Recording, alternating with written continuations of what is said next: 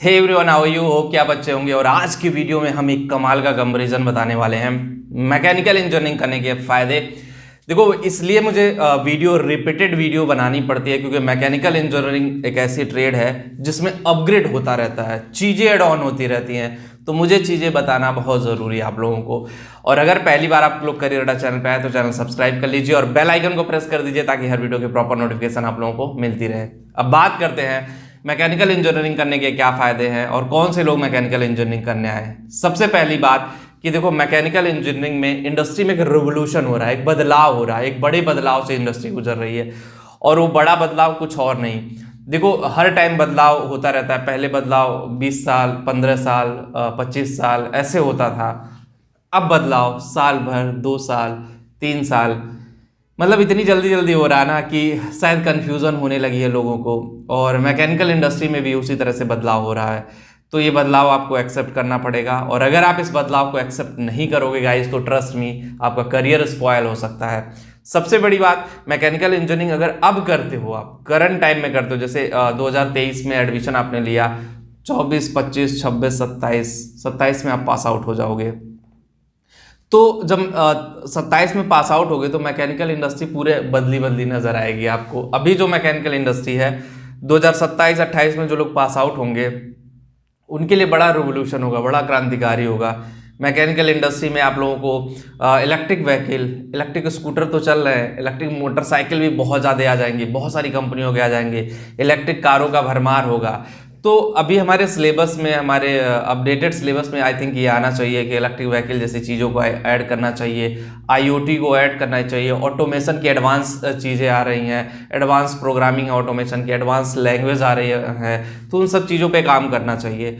अगर आप एक मैकेनिकल इंजीनियर हो, अगर आपके कॉलेज में ये सारी चीज़ें नहीं पढ़ाई जाती हैं तो आपको पढ़ने की ज़रूरत है। आप इंटरनेट का सहारा लो, आप जहाँ से रिसोर्स फ्री ऑफ कॉस्ट या जैसे भी आपको अच्छा लगे आप पा सकते हो, वहाँ से आप पढ़ाई करो। क्योंकि पूरी तरह से कॉलेज पे डिपेंडेंसी मत रखो। एक रेवोल्यूशन आ रहा है और उस रेवोल्यूशन में जो लोग एंट्री पॉइंट पे, जैसे ना जब कोई चीज़ नहीं आती है मार्केट में, जो लोग स्टार्टिंग में चले जाते हैं ना उनको बहुत बेनिफिट होता है, मतलब वो बहुत पैसे अर्न करते हैं। उनके लिए मतलब पैसा ही सब कुछ होता है। फिर वो लगता है कि नहीं नहीं बहुत पैसे हैं।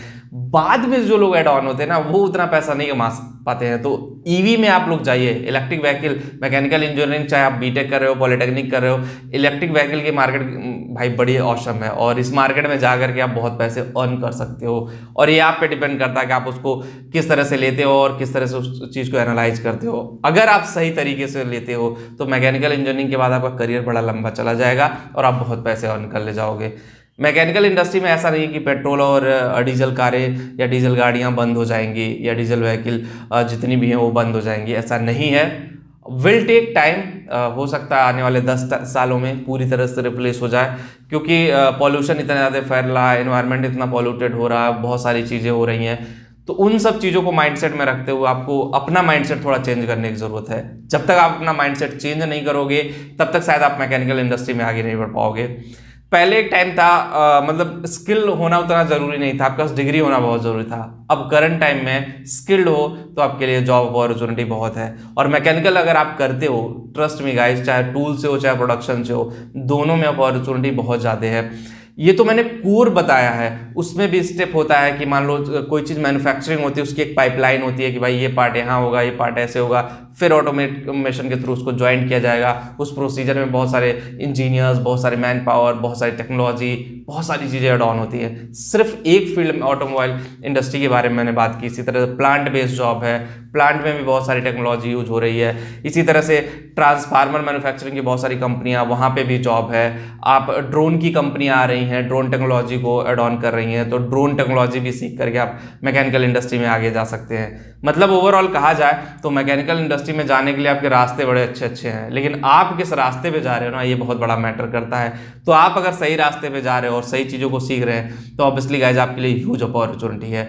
और अगर आप सही रास्ते पे नहीं जा रहे हो और चीज़ें सही से नहीं कर रहे हो तो शायद मुश्किलों का सामना आपको करना पड़ेगा और फिर आपको लगेगा यार मैंने लाइफ में क्या से क्या कर लिया।